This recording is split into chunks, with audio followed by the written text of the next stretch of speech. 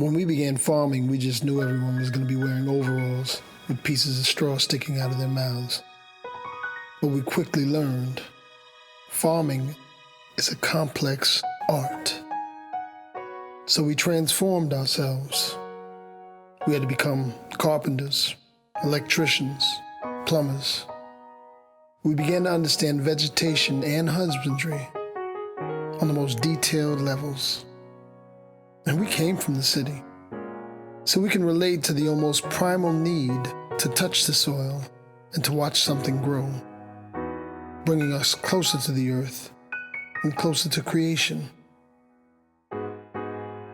Whether you're an aspiring gardener on a weekend scale, or if you desire to farm on a profitable level, you won't want to miss these classes. Shoot, if our family could do it, then your family can do it, and we can help you.